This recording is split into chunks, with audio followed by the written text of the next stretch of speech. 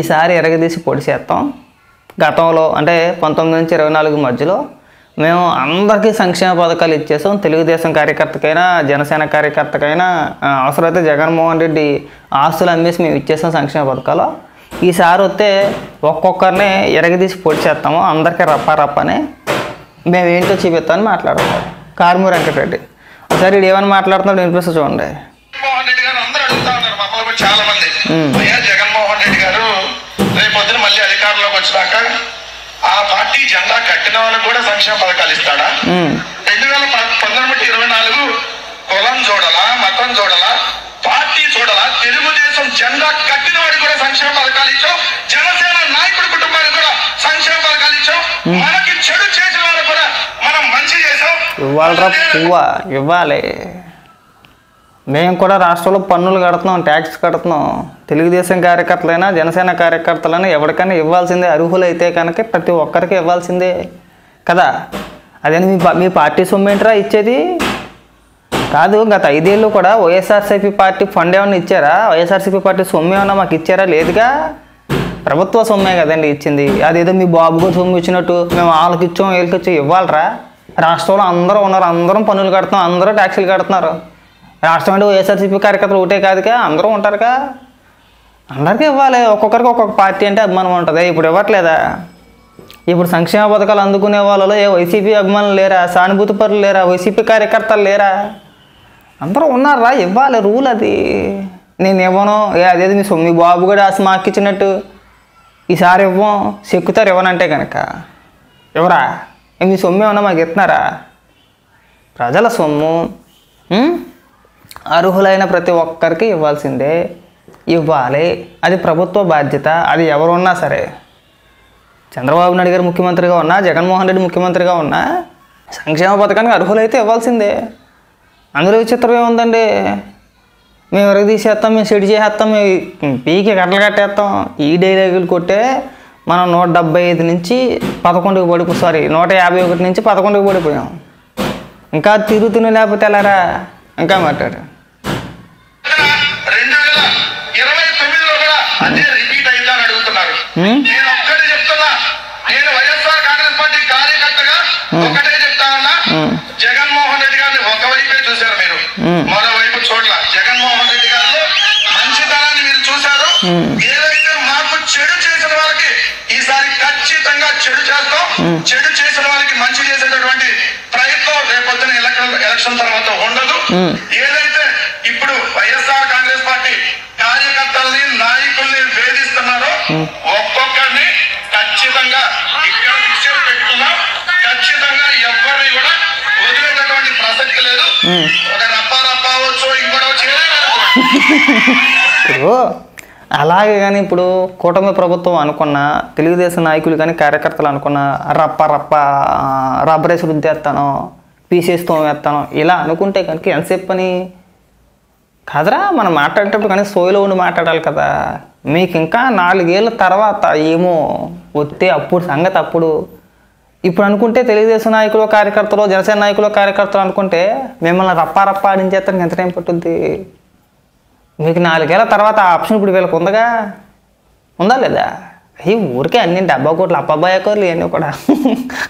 నా దృష్టిలో ఇవన్నీ అప్పాబాయ కవర్లే. ఎవడు వచ్చినా ఎవరిని ఏమీ పీకేది ఉండదు. ఏదో మితిమీరిపోయి ఇష్టానుసారంగా బూతులు తిట్టేసి అక్రమ సంబంధాలు అంటకట్టేసి మహిళలన్నీ కూడా చూడకుండా నీచమైన మాటలు మాట్లాడినోడికి తప్పితే ప్రభుత్వాన్ని పాలసీల పరంగా విమర్శించేటోడిని ఎవడు ఏమీ పీకలేడు. ఎవడు వచ్చినా సరే. ఇప్పుడు నువ్వు మాట్లాడట్లా, వైసీపీ నాయకులు కార్యకర్తలు మాట్లాడట్లా, ఇంకొంతమంది మేధావులు మాట్లాడట్లా. ఏం చేసింది ప్రభుత్వం ఇప్పుడు?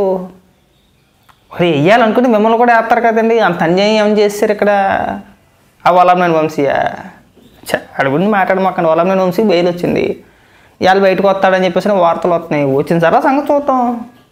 అది బయటకు వచ్చిన తర్వాత వచ్చాడు, ఓకే వస్తే వచ్చాడు, హ్యాపీ, సంతోషమేగా, మీరు హ్యాపీయేగా. దాని మీద కూడా విష ప్రచారమేనా? బయటకు రానవరో. ఇప్పుడు నిజంగా వల్లభనేని వంశీకి బెయిల్ వచ్చింది, బయటకు వస్తున్నాడని వాళ్ళు ఎక్కువ బాధపడిపోతున్నారు. వైసీపీ నాయకులు ఎక్కువ బాధపడిపోతున్నారు. వల్లభనేని వంశీకి బెయిల్ వచ్చిందని వైసీపీ నాయకులు ఎక్కువ భయపడుతున్నారు. ఎందుకు అంటే వాళ్ళు బాధపడిపోతున్నారు. ఎందుకంటే ఒక ప్లాన్ వేసుకున్నారు. ఎట్టో గట్ట వల్లభనేని వంశీ లోపల తెగిలిపోతాడు, జైలు లోపల తెగిలిపోతాడు. ఎట్టో గట్ట ప్రభుత్వం మీద తోసేసి మనకి ఏదైనా రాజకీయానికైనా కానీ ఒక శవం దొరుకుద్దేమో అని ఎక్స్పెక్ట్ చేశారు. సడన్గా నేను బెయిల్ వచ్చింది. నిన్న బెయిల్ వచ్చిన కాడి నుంచి ఆ మొఖాలు ఒక్కడికి నిద్రచుక్కలేదు. ఇంకా రకరకాలుగా మాట్లాడుతూ ఉన్నారు. సాక్షిలో అయితే బయటకు వచ్చినప్పుడు వచ్చేళ్ళండి గుర్రం ఎగరావచ్చు ఇంకా అంటే పోతాడనే పోడరా బాబు, బ్రహ్మాండంగా ఉన్నాడు. అలా జైల్లో పోనవరో బయటకు వదులుతారు, కంగారు పడమాకండి. కాబట్టి ఏంటంటే కారుమూరి వెంకటరెడ్డి ఇలాంటి సొలుకోలు సోదుకోలు చెప్ప మాకు, ఈ బాయిగడి కౌరులు ఇవన్నీ కూడా నేను చెప్తున్నానుగా, మీరు వచ్చేది లేదు సచ్చేది లేదు. ఈ అప్పాబాయ కౌరులు మానేయండి. మేము ప్రజలకు ఏం చేసామని చెప్పుకోండి. మేము వస్తే రప్ప ఇవన్నీ అప్పాబాయ కౌరులు. ఏమీ లేనుడు వెనకడు ఏదో నేను లెగితే మనిషిని కాదన్నాడు అంటే లెగిసేది లేదు సచ్చేది లేదు, అది లేగలేడు ఎందుకని. అట్లాగే మీరు కూడా మాట్లాడుతున్నారు. ఏ ప్రభుత్వాలు వచ్చి నేను చేసేది ఉండదు. 19 నుంచి 24 వరకు మేము మాట్లాడాం. ఏం చేయగలిగారు? 2 కేసులు పెట్టారు, 4 కేసులు పెట్టారు, లోపల వేశారు, అంతేనా? అంతకుమించి చేసింది ఏమైనా ఉందా?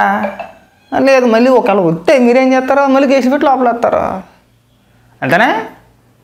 ఊరికే సోళ్ళు కావాలని ఈ పైచ్య మాటలు మానేసి ఈ వ్యతిరేకత ఇంకా పెరుగుతుంది. మీకు వచ్చే నెక్స్ట్ టైం ఆ వచ్చే 11 కూడా మీకు రావురా, అది గుర్తుపెట్టుకో బాగా. మనం ఇలాగే ఇష్టానుసారంగా పేలిపోయి రాలిపోతే 2029 ఎన్నికలకి మీకు ఈ 11 కూడా ఉండవు, తగ్గిపోద్ది నెంబరు. మీకు సింగిల్ డిజిట్కి వచ్చేసారనుకో తలకాయ ఎక్కడ పెట్టుకుంటారు. ఈసారి ఓడిపోతే మీ పార్టీ కనుమరిగే లేనట్టే. పైకి ఇక్కడికి వచ్చి ఓపెన్ చేస్తారు. అసెంబ్లీకి వెళ్ళంటారా అంటే అసెంబ్లీకి వెళ్ళారు, కానీ ఇక్కడికి వచ్చి రప్ప ఎరుగు తీసేస్తాను, జాడించేస్తాను, ఉతికేస్తాను, వెళ్ళేస్తానని మాట్లాడుతున్నారు. అవన్నీ చాలా చూసేసాం. ఇలాంటి పొకోడి గోలు ఇప్పుడేంటి 19 నుంచి 24 వరకు ఒక్కొక్కడ 29 తర్వాత చెక్కేస్తాం, పీకేస్తాం, పొడిచేస్తాం. ఒక్కడన్నా బయట తిరుగుతాడా? ప్యానాలతో ఉండకుండా ఏం చేస్తాం? ఇంకా ఇదేంటి చంపేస్తామని అక్కడికి మాట్లాడేవారు. ఇంకా మీరు అధికారంలో ఉన్నప్పుడే ప్రజలు అన్నీ గమనిస్తారు. మనం అలాంటి మాటలు మాట్లాడకూడదు. మనం ప్రజాస్వామ్యంలో ఉన్నాం కాబట్టి ప్రజలన్నీ చూస్తూ ఉంటారు. వీడు ఎంతసేపు కూడా వీడి అధికారంలోకి వస్తే హత్తాను పీకేస్తాను పొడిచేస్తాను అంటున్నట్టురా. వీడికి అవసరమా అధికారం ఇవ్వడం? వీడు మనకేం చేస్తాడో చెప్పట్లేదు, కానీ ఆయన చంపేస్తాడు ఈయన చంపేస్తాను అంటున్నాడు. రేపు పొద్దున్న ఆడయ్యాడు, రేపు పొద్దు ఎల్లుండి మనం అవుతాం. ఈయన ఎంత దూరం పెడతాం అంత మంచిదని చెప్పేసి అని ప్రజలే అనుకుంటారు కదా. అనుకోరా? సినిమా డైలాగులు చెప్పడానికి బాగానే ఉంటాయి, రాజకీయాల్లో పనిచేయమమ్మా. రాజకీయాల్లో మనం ఇలాంటి మాటలు మాట్లాడితే అప్పాబాయగాడు అనుకుంటారు. అర్థమైందా? ఎక్కడైనా కానీ ఇలాంటి పకోడీ మాటలు మాట్లాడమాకు. మేము అందరికీ ఇచ్చేసాం. ప్రజల సొమ్ము అది, మీ బాబు గడు సొమ్ము ఏం కాదు, అందరికీ ఇచ్చేసాం. డబ్బా కొట్టుకోవడానికి ఇవ్వాల్సిందే.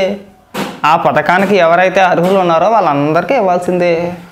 ఇవ్వకుండా ఏం చేస్తారా అంటే సపరేట్గా వైసీపీ కార్యకర్తలు ఎవరున్నారు లెక్కేసుకుని వాళ్ళకి మాత్రం ఇచ్చుకుంటారు, ఇచ్చుకోండి. చూద్దాంలే, వచ్చిన తర్వాత మీరు ఇచ్చిన తర్వాత అప్పుడు కదా. అవునా?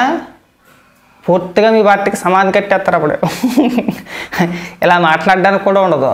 దయచేసి ఈ అతి మాటలు, అతి పేలాపన, అతి ప్రస్తావన కాస్త తగ్గి మాట్లాడితే, రెచ్చగొట్టే వ్యాఖ్యలు తగ్గించుకుంటే ముందు మీ కార్యకర్తలకు మంచిది.